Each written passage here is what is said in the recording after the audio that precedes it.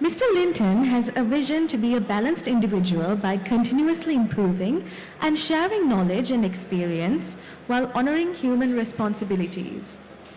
Starting his career as an engineering apprentice, Mr. Linton counts a total of nearly 40 years' experience in every level of an organization, such as trainee, supervisory, junior senior executive, management, chief executive officer, top management, and as an entrepreneur.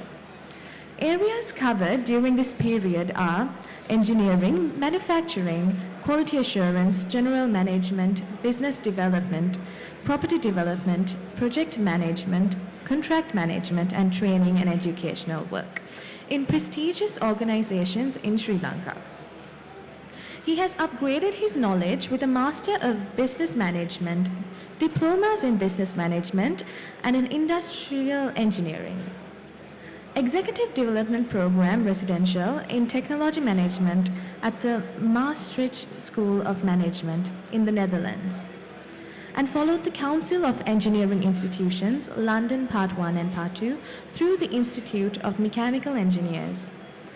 He has participated in various workshops, seminars, locally and abroad, including Japan, Taiwan, India, Malaysia, China, Singapore, Dubai, Hong Kong, Thailand, and has the flexibility and adaptability to work with any culture.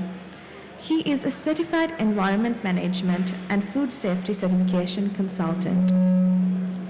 As a part of achieving his vision, he is involved in many social activities. He was the past president of PIM Alumni Association, present president of Netherlands Alumni Association, the Institute of Quality and Productivity Management, Sri Lanka. He works with many voluntary societies and has worked with Cygnus Sri Lanka and Asia for film appreciation, media education, and film award presentations. Mr. Linton will be speaking to us today on the topic of leveraging technology to enhance productivity and quality in modern architecture and construction. Please welcome Mr. Linton Fernando to the stage.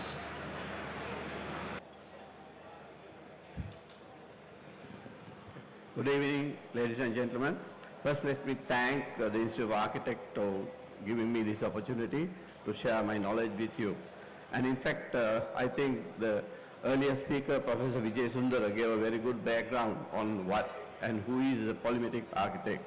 So with that note, this is final note to become a social, environmental, and cultural friendly architect. I suggest that you have to leverage on the technology as well. So this is to show you how you have to understand how you can use technology in increasing or enhancing the productivity and quality of the architectural aspect of your or construction aspect of your work. So this is, I think you heard about myself, and I always work to balance myself. It's a part of my kind of vision to balance myself, and that also to increase my quality and my productivity. We have to start with ourselves always. Whatever the profession you are in, you have to start with yourself when it comes to productivity and quality. So that is why I want to show this. I have been analyzing my life throughout, and this is you can see the graphs on the left hand side, how I have been performing in last, and I am still doing that. So just want to share this. First, be productive. First, be a quality person. So then we'll go to how you can leverage technology to enhance productivity and quality in modern architecture and construction.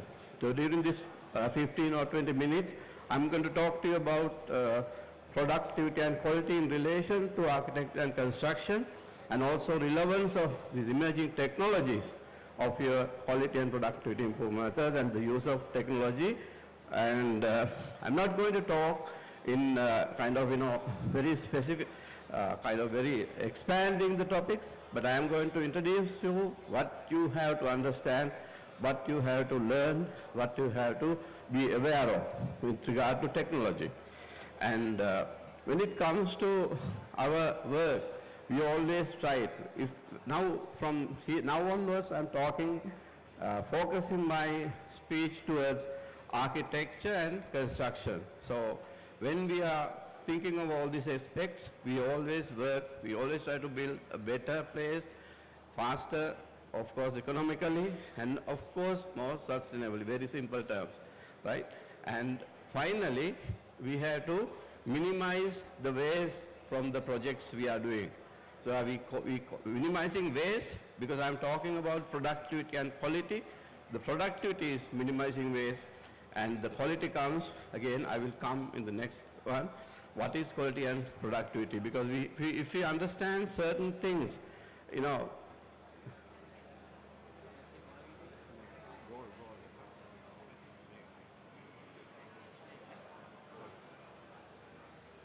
so if you understand the meanings of quality and productivity well, you can, half of the journey you can go with it, right?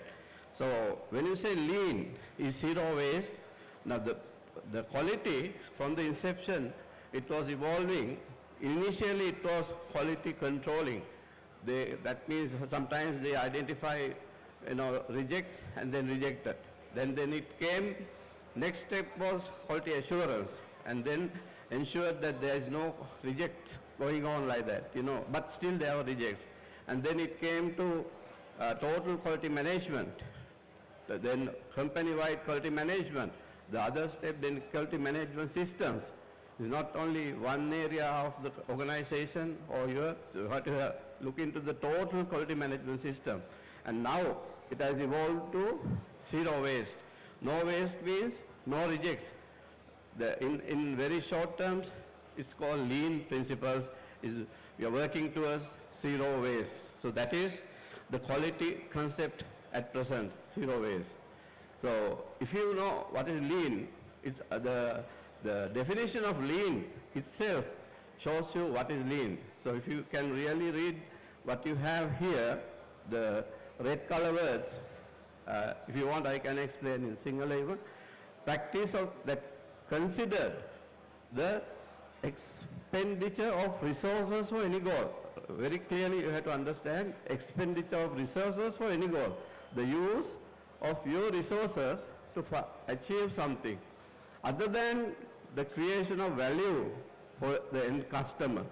Other than the creation of value to, if you don't create any value to the end customer, so it's a resource which is not, useful for the customer. It's a waste. So you have to eliminate that. So that is the idea of lean. So just remembering, very clearly again, if your work is not adding any value to your client, so your work is a waste. So we have to eliminate what is not required, what is not increased, giving an increased value to the customer. So that is what, very simple terms, you have to understand those simple terms. Remember, even in your life, if you know yourself, if you consider yourself as an architect or as a human, so if you are not giving any valuable to your customer, any valuable work to your customer, so what you are giving is a waste. So eliminate that. Lean is simple that. So when you are eliminating that, you are not wasting your time, you are not wasting your resources, you are not wasting your money. So the productivity and quality comes at this stage. The quality means, now say for example, not what I want. Say if you are designing a house, you can't design what you want, right? You have to design, you have to understand what the client needs. So satisfy the need, fulfill the need. So then first thing is satisfying the need.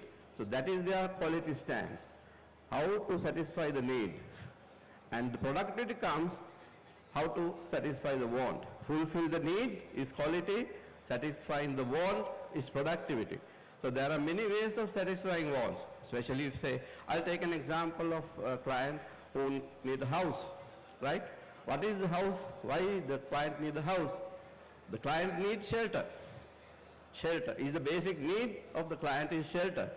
And the want is not just a shelter, but a house with a roof or a room, boarding house maybe. But if someone is coming to you, they are coming with a different concept, house with a kind of a nice garden, waterfront house, or an apartment complex, or even some cottage or something like that. It's the want. So how do you satisfy the want? If your design doesn't give shelter to the client, you don't satisfy their need. So that is the most important thing. The quality starts from there. The productivity starts from when you are trying to satisfy the want. Want means it's completely different from one person to another. So the want, satisfying the want of another person is different from another person. That is where your skill, your design levels, or so when you are satisfying that want, you have to understand their want properly. If you don't understand, again, it comes to the lean concept. Then you are using your resources not to increase their value requirement, not to satisfy their requirement. So which means your inputs will be wasted. So that you have to identify very well with the RU, with your kind of expenses or expenses when you use resources, it's an expenditure. When you use your time, it's an expense. When you use your money, it's an expense. Your knowledge is an expense.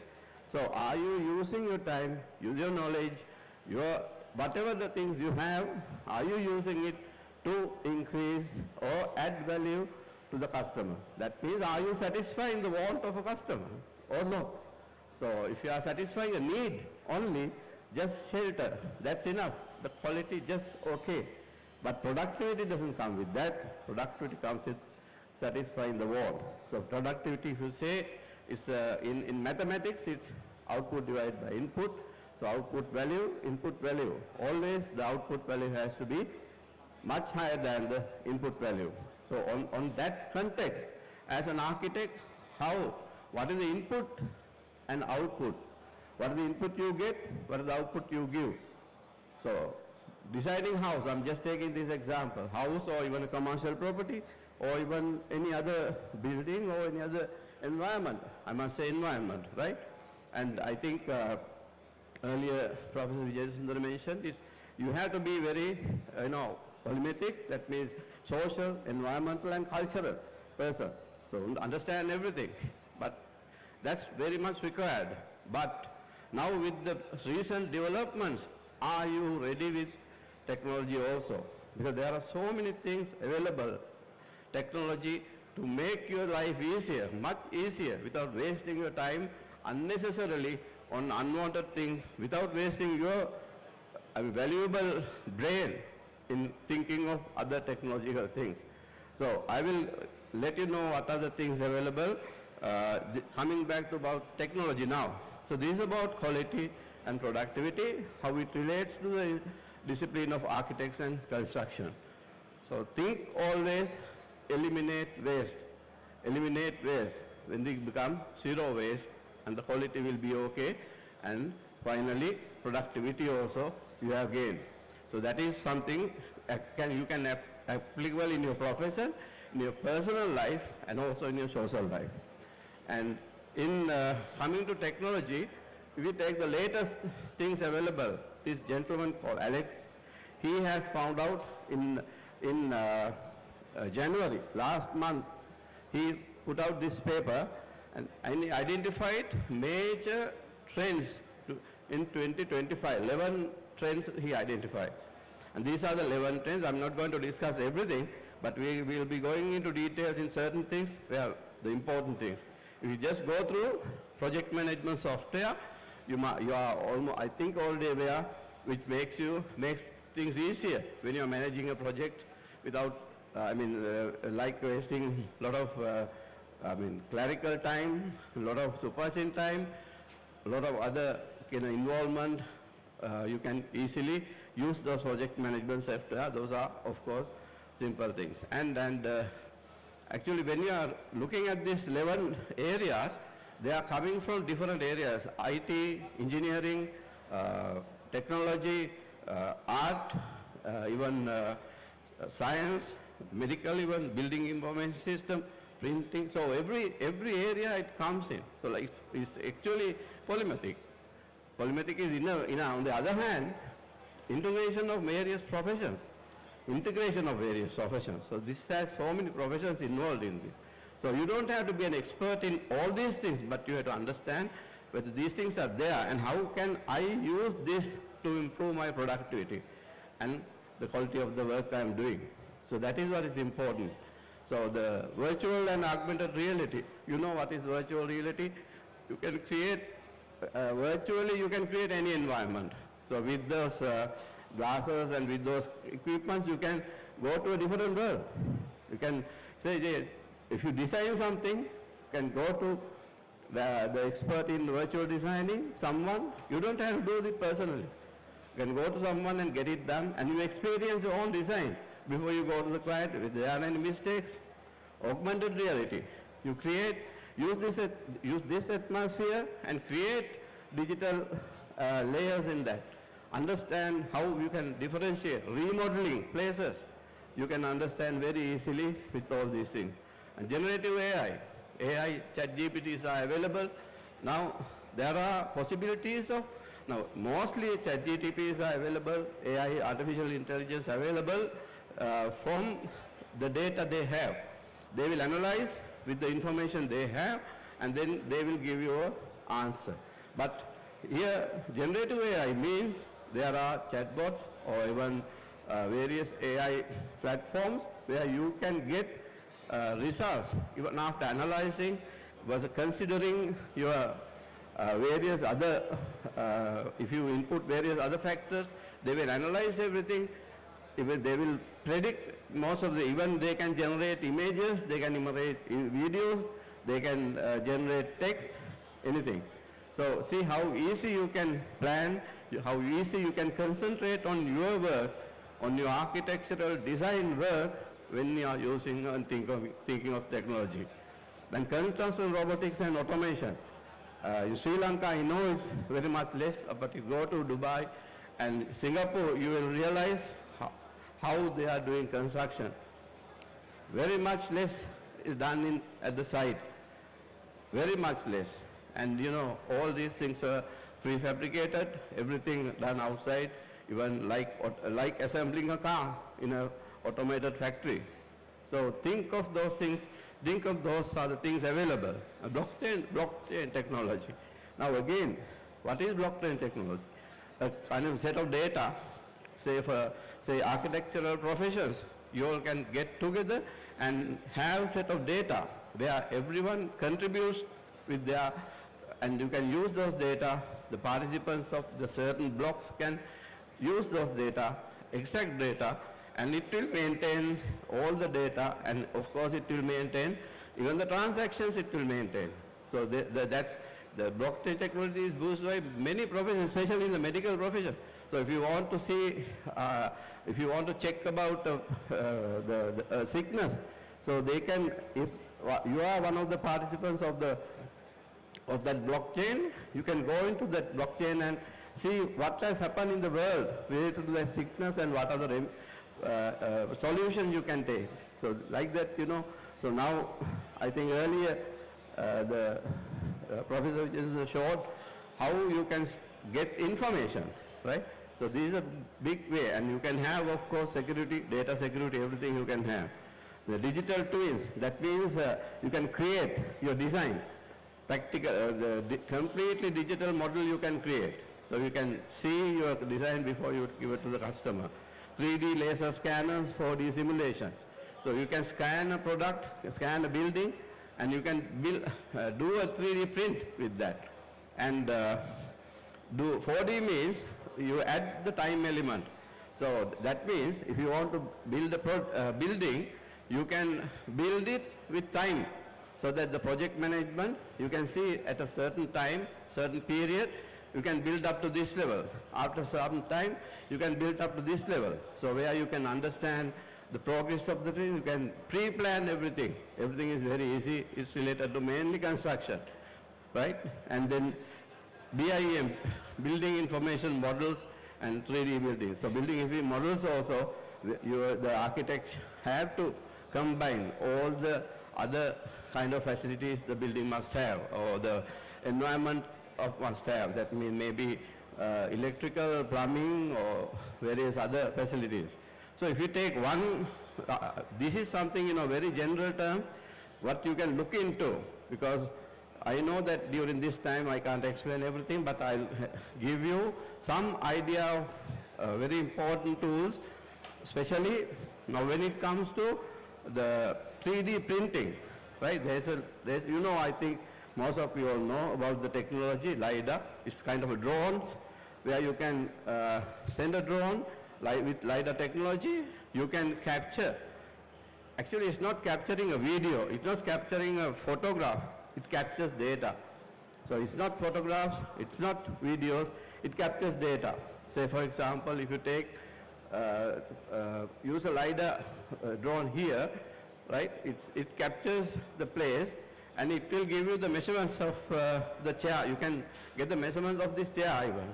Distances, I will show you one practical examples which we did in Sri Lanka with Gold Heritage. Excuse me, can we play the video?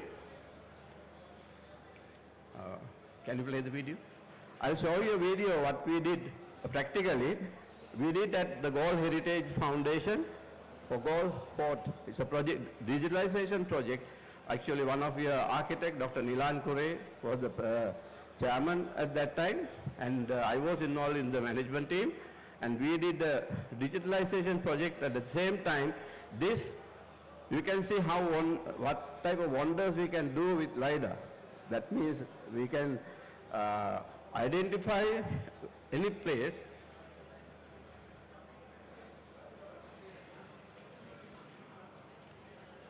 So this is, these are the kind of places this is the Gold Fort, complete Gold Fort, and you can see this is a processed video. This is not the exact thing. This is a processed video for our presentation purposes. You can see, you can even count the number of tiles. Any simple damage where you can get a complete 3D complete 3D print to the scale, to a correct scale, and you can see these measurements. You can take the measurements, areas, everything you can take with those recordings. So that's why I said it's not recording picture, it records data. Now you can see here.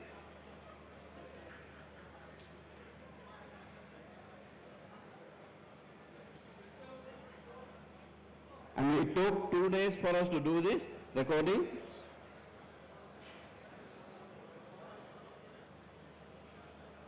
So height of this clock tower, it says 26.071 meters, 071 meters up to the last millimeter. And you know this, we check this, we reinforce this with the survey plan approved by the Survey General, and it was accurate, very accurate, up to 2 centimeters. 2 centimeter accuracy in all these dimensions. You can see how we can use that technology in your design. Now, actually, when you, now for example, you of course can go to Gold Fort and get all the details, but how many days it will take to get these details if you want? If you want to remodel a building, see? Remodel the building, you have to get the measurements, go to it, but with this technology, it's just a matter of seconds. Just a matter of seconds, you can have this on your computer and do the designs, and also, again, you can do a design and then recheck with 3D prints, recheck with virtual reality, recheck with augmented reality, and then see how fast you can do. That is where the productivity goes up. The quality depends again on the requirement. So this is something we practically did. That's what I am saying this, and with this information, we are working out complete digitalization of gold project. So it's a big project, and that covers including the virtual reality. We are trying to developing an app where a tourist can pay and take it, come to this place, and we go to a place like this, say for example, go to a museum. With the use of app, you can check all the details of what they have in the museum. So this is like, it's again polymetric approach. Now architects' involvements are there, archaeological involvements are there, construction involvements are there, management involvements are there, artistics, everything is there. So the relevance of technology to this polymatic, your theme this time is very, very important. So this captures millions of data points. Now, for example, when you have to actually, can you remember the first slide? So there's a planning to be done. You have to understand which areas to be captured. So the final, so if you want to repair this roof, you can go to that place, measure the roof, then you can easily get the quotations to do whatever. So it's only once you have to record the whole thing, only once. So we have done the whole complete goal fort. And with that, we can do a complete model of the world goal fort to the scale. So now like this, we can have it. So we are working on that, and areas you can easily calculate. Say for example now, there are so many places in the world also, they are using this. Now for example, you want to do some design in UK or maybe in Africa, you want to get information, you have to go there, you have to go into those places, analyze everything.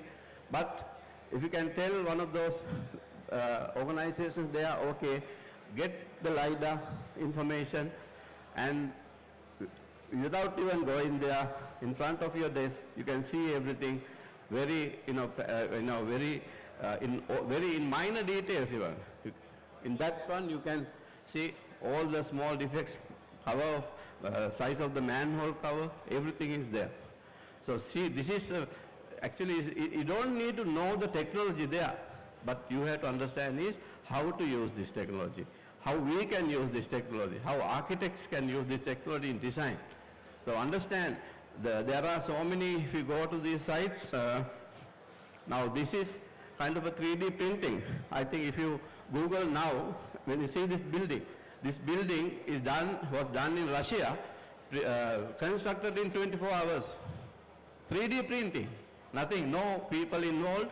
This building is about 400 square feet, and one bedroom apartment, and done in minus 35 centigrade atmosphere, the environment, minus 35 with 3D printing technology.